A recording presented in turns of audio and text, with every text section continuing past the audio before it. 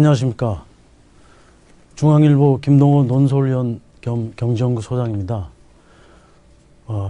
직격 인터뷰 오늘의 화제는 그 혼돈의 한국 경제, 2016년에 한국 경제가 어떤 방향으로 가는지 여러 가지 이제 문제를 안고 있는데 그 불확실성을 제거할 수 있는 요인은 무엇인지 어떤 그 해결책에 대해서 여러 가지로 이제 진단을 해보겠습니다. 지금 한국 경제는 어떤 가계 그리고 이제 기업, 정부 모든 그 어떤 그 경제 주체들이 굉장한 그 어려움들을 지금 떠안고 있습니다. 그 부동산 시장은 이제 활성화가 됐다가 그 최근에 이제 굉장히 다시 좀 경색될 어떤 가능성이 이제 나타나고 있고, 가계부채가 이제 많고 청년 실업 문제, 그리고 기업도 굉장한 어떤 성장 동력을 찾지 못해서 좀 표류하고 있습니다. 또한 정부에서는 어떤 그런 그 재정 정책이나 그 한국은행을 통해서 이제 금융 정책을 하고 있는데 수단들이 많이 이제 고갈돼 가지고 어려움을 겪고 있는 그런 실정입니다. 그래서 이제 이런 그 불확실성의 상황에서 어떻게 하면 우리 경제가 이제 다시 활력을 찾고 순항할 수 있을지를 그 주제로 해서 이제 그 직격 인터뷰를 하게 됐는데요. 오늘 그 윤중현 전 기획재정부 장관을 모시게 됐습니다. 윤중현 전 장관은 외환 위기 직전에 금융실장을 맡으셨기 때문에 재정경제부에서 금융실장을 맡으셨고요. 그 다음에 이제 그렇기 때문에 위기 관리 능력에 대한 어떤 경험이 이제 상당히 있습니다. 또한 그러고 난 다음에 이제 아시아개발은행으로 나가셔가지고 어떤 글로벌 국제 감각을 많이 익히시고 다시 이제 돌아오셔갖고는 금융 감독 원장을 하셨습니다. 그러면서 어떤 기업의 구조 조정이라든가 금융시장의 어떤 발전 안정에 대해서 또 많은 어떤 그런 경험과 어떤 지식을 갖고 계십니다. 또한 이명박 정부 출범한 2009년, 2008년에 출범을 했는데요. 2009년에는 기획재정부 장관을 한 2년여간 맡아서 그 당시가 이제 글로벌 금융 위기가 발생한 어떤 직후였습니다. 그래서 굉장히 이제 97년 외환 위기에 이어서 우리 경제가 이제 어려움에 직면했었는데 그때 장관을 맡으셔서 어떤 위기 관리 능력을 굉장히 보여주신 바가 있습니다. 그래서 지금처럼 어떤 이런 여러 가지 어떤 불확실성이 많은 상황에서 윤 장관님을 모시고 우리 경제가 어떻게 방향으로 이제 나가야 할지 한번 조언과 지혜를 들어보는 시간을 마련했습니다. 윤 장관님 소개하겠습니다. 윤 장관님 안녕하세요. 네, 안녕하십니까. 예, 윤 장관님 지금 여의도에서 윤경제연구소장을 하시면서 여러 가지 한국 경제에 조언을 주고 계십니다. 장관님, 지금 제가 모두에 말씀드렸듯이 경제가 굉장히 어렵습니다. 한번 총체적으로 어떤 상황에 있는지 한번 총체적인 총론적인 진단을 한번 좀 해주시기 바랍니다.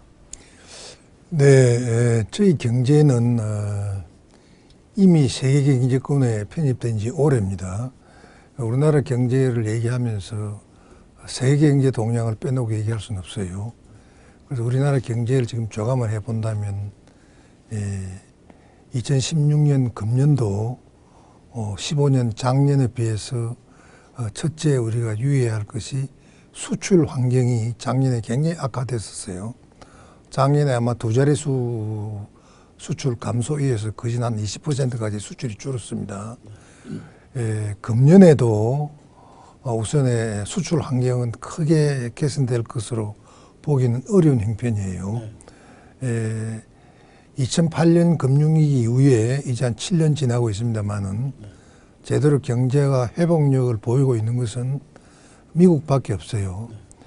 그래서 미국이 경제를 정상화하는 차원에서 금리를 드디어 작년 12월에 0.25% 올리지 않았습니까? 그래서 세계가 굉장히 긴장을 하고 있는데요. 미국을 빼고 나면 유럽이나 중국이나 또 일본도 아직 문제가 많습니다. 또 우리의 중요한 수출 시장의 하나인 신흥국, 러시아, 인도, 브라질, 인도네시아 다 회복이 되고 있잖아요. 그러니까 작년에 이어서 금년에도 수출 환경이 크게 나아지지 않음으로 인해서 우리의 경제의 제일 큰 축인 수출 쪽이 어려울 것이라는 예상을 할 수밖에 없고요.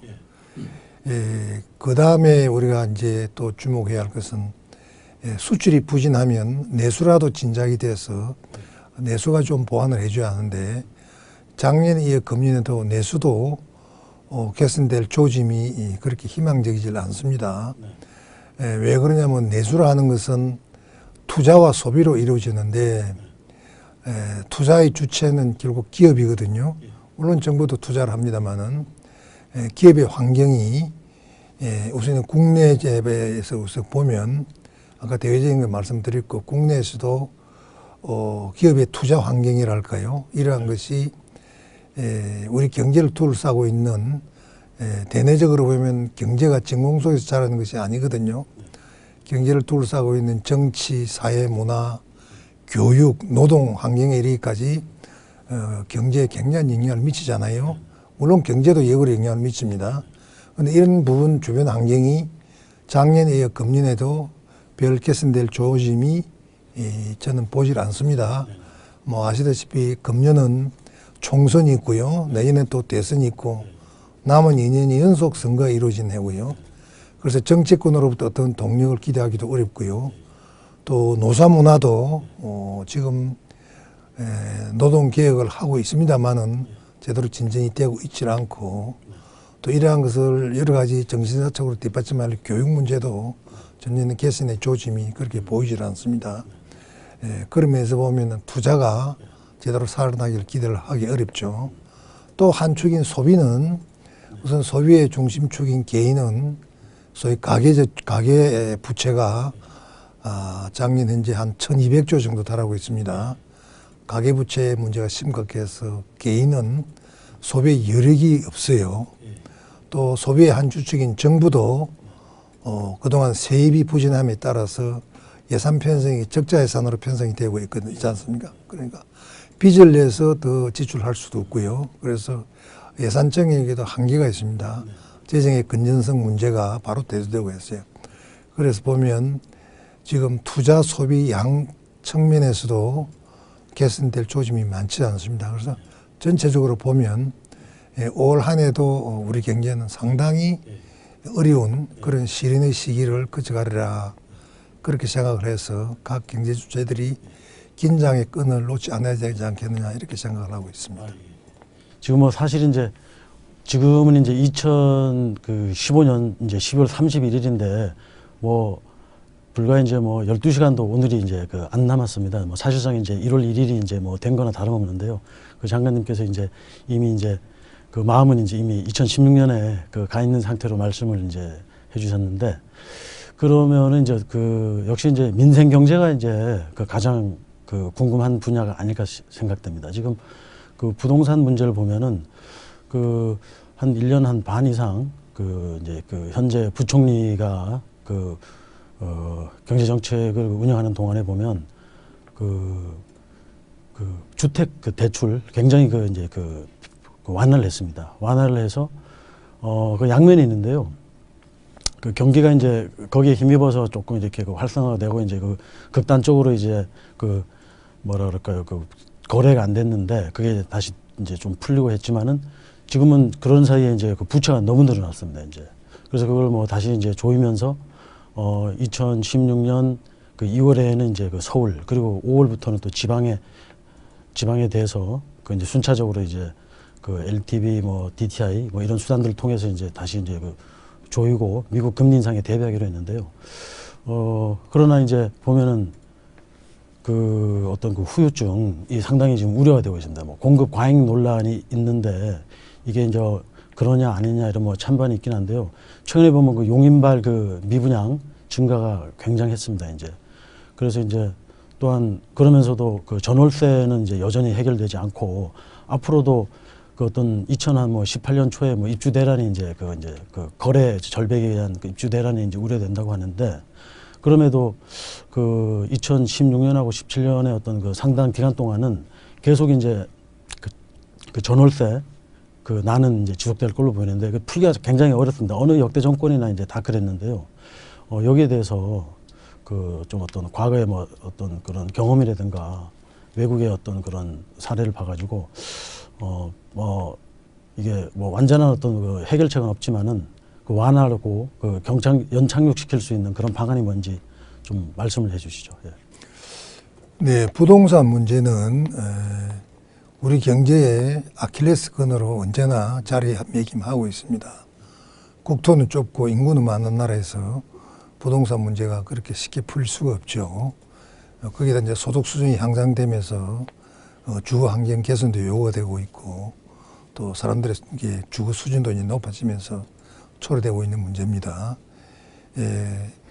지금 정부 들어서서 지난 2008년 금융위기가 발생했던 그 2008년 후반기부터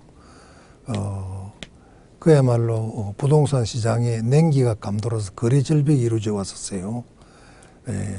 2015년까지 한 7년 동안 주택시장이 부동산 시장이 냉기를 앓아왔었는데요. 그 최경환 팀이 들어온 이후에 나름대로 부동산 시장을 우선 부동산 시장도 하나의 시장인데 그동안의 시장이 완전히 죽어 있었어요. 우리가 부동산 쪽으로 해서 생계를 유지해 가고 있는 사람들이 최소한으로 200만 이상 보는 것이거든요. 거기에 따른 여러 가지 전후방 연관학과 해서요. 그래서 부동산 시장을 살리기 위해서 많은 노력을 했습니다. 그래서 2015년에는 제 기획안 숫자가 맞다면 부동산 거래 건수가 아마 110만 건인가 넘었었고요. 분양도 상당히 순조로웠었어요. 그래서 부동산 주택 공급 대란이 일어나느냐는 얘기까지 있었고 이제 미국이 금리를 올림으로 인해서 내년에 2016년 내년에 들어가면 이쪽이 다시 부동산이 냉각이 되지 않느냐 하는 얘기가 있는 반면에 정부나 시장에서는 그런 그 부동산 시장의 과열을 막기 위해서 지금 선제적인 움직임도 보이고 있습니다. 과잉 공급을 경계한다든지 그동안에 부동산에 대해서 금융 대출 쪽 규제를 조금 다시 강화한다든지 아까 말씀하신 대로. 근데 전체적으로 보면요, 2015년에 이제 그런 조짐으로 미분양이 한 16만 가구가 좀 넘었었어요. 한 16만 8천 가구 정도로 제가 기억을 하는데 16만 8천 가구 그게 2008년 수치입니다. 근데 2015년에는 그 미분양 가구가 한 4만 8천 5만 가구가 안 됐었어요. 실제로 2008년 그때 위기 때하고 자꾸 비교하는 분들이 많은데 제가 보기엔 그것은 지나친 우려다고 제가 말씀드리고 싶은 게 2008년에 비해서 2015년은 소위 미분양 주택이 한 30% 정도밖에 되질 않습니다. 또 내용도 보면 2008년 그때 어려웠을 때는 소위 한 85평방미터 이상의 중대형이 한 70% 정도 차지했었는데요. 한 6, 7년이 지난 오늘날은 2015년 기준으로 보면 중대형이 그렇게 많은 비중을 차지하지 않고 소위 중소형 85평방미터 이하가 80% 이상 차지하는 걸로 저는 그렇게 기억을 합니다. 그래서 현재 안고 있는 이런 부동산 시장에 대한 우려는 우리가 근검는 낙관을 펴는 것도 문제지만은 지나친 비관도 이건 시장을 질서를 어지럽힙니다. 그래서 균형 있게 보는 시각이 필요하다고 봐요. 그래서 신규 분양도 금년에 한 40만 호를 넘었었어요. 근데 내년에는 아마 30만 호 수준으로 조정이 될 걸로 보기 때문에 내년도 부동산 시장이 너무 경색이 되거나 과열되거나 그런 상황으로까지는 번지지 않을 것으로 저는 봅니다. 알겠습니다. 예. 그리고는 이제 또 이제 그 굉장한 그 이슈가 사실은 그 어떤 그 일자리거든요, 결국은. 근데 그 중에서도 특히 이제 그 청년 일자리, 그 대학을 졸업하고 나오고 또는 어떤 특성화된 그 고등학교를 나오고 했는데 굉장히 그 취업이 지금 안 되고 그러다 보니까 어떤 충분한 그 인력들이 있음에도 불구하고 어떤 그 기업이 이제 그 고용을 못 해줘서 그 소득이 창출 안 되고 그게 악순환의 어떤 그 출발점이 되고 있거든요.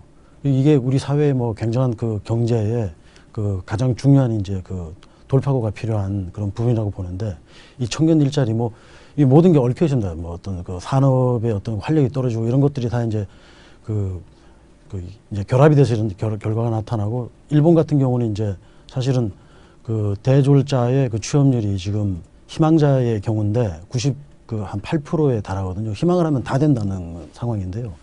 뭐 아베노믹스가 일정 부분 이제 그 효과를 이제 나타내고 있다고 이제 그 평가를 할 수 있는데 어떻습니까? 우리나라의 경우 이게 청년 일자리 어떻게 풀어야 되겠습니까? 제가 제일 걱정하고 두려움을 갖고 있는 것이 일자리입니다.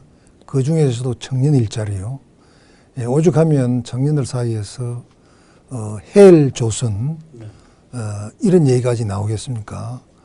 예, 학업을 마치고 사회에 나오는 젊은이들이 직업을 갖지 못해서 거리를 방황하거나 졸업을 늦추면서 학교 도서관을 전전하거나 컴퓨터 방에서 시간을 보내거나 하는 삶은 정말 생각만 해도 소름이 끼칩니다.